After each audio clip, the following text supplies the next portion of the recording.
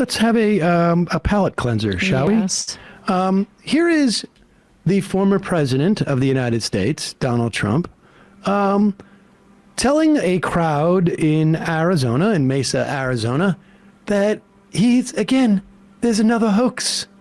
It's the document hoax. I took a tiny little box, tiny, and it was mine. Just tchotchkes from the White House. Here is President Donald Trump, or former president, I should say. No, current. Okay. They don't get enough credit. By contrast, I had a small number of boxes in storage at Mar-a-Lago, guarded by Secret Service and my people and everybody. I mean, it's safe. When you look at these other people, what they did, and the FBI raided my home and violated my Fourth Amendment rights and many other rights. And under the Sox decision, this is a very important decision that was made. They call it the Sox decision because, again, it had to do with Bill Clinton and his socks. There is no crime. You know, there is no crime. It's not a crime. And they should give me immediately back everything that they've taken from me because it's mine. It's mine. They took it from me in the raid. They broke into my house. But you know, the good news is... I love when he clearly traumatized. What he chooses to emphasize with like an increase in volume of his voice and what he doesn't. It's so amazing, this guy's capacity to lie. First off, Mar-a-Lago is not supposed to be his house. That's the way he is. He has that agreement with the city in which he lives in, that he does not live there. But that aside, they negotiated for months in an attempt to get these materials back. They are clearly not his. I don't even think the lawyers are making the argument that it's his.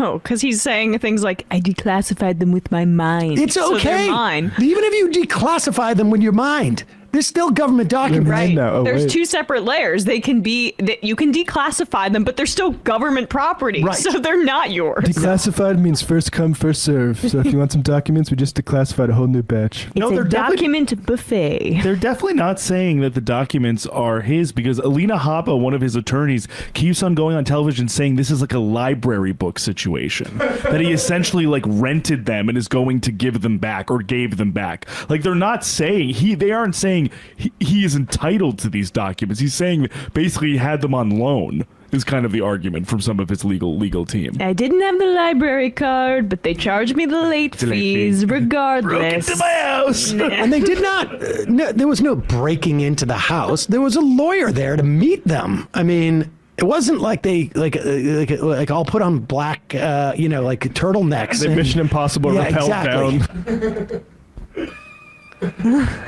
Also, his house. They're coming into my house. Google Mar-a-Lago. It's like the craziest looking palace hotel you've ever seen. You mean my house? So what is he talking about with George W. Bush? He's claiming that Bush and Obama also kept classified documents. Doesn't seem which like you're that. totally allowed to.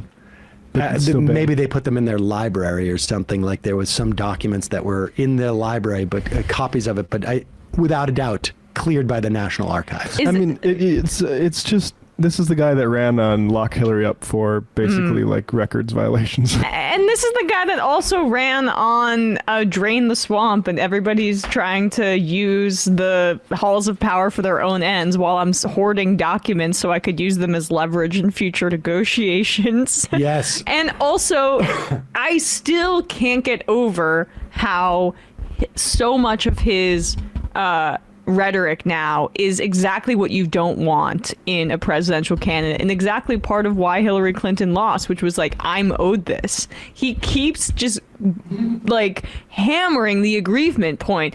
They stole this from me. It's all about me. And beyond that smattering of applause of people half-heartedly supporting that, like that train of thought, that has no wide appeal about how, I'm so woe is me. No one gives a shit about that. That's not going to get anybody to vote if he decides to run after the midterms, besides his fan base. Andrew Taint says the crowd, he called Bush a rhino and the crowd was just crickets.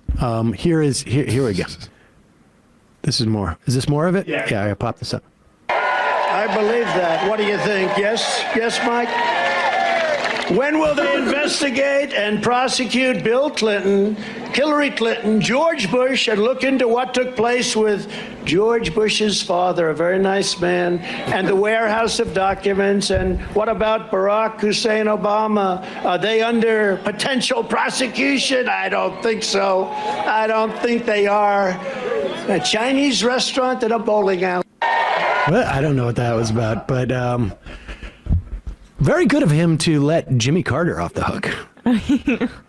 Jimmy Carter's out there just going like, I'm completely beyond Donald Trump's reach. You don't want to cross Jimmy Carter. No. He'll show up to your house and He'll hammer some deconstruct it, stuff. right? Yeah, he knows how to build a house, and he knows how to tear a house down too. Mar-a-Lago is going to be just ripped board by board. It does Gold feel piece by like gold he's piece. not going to.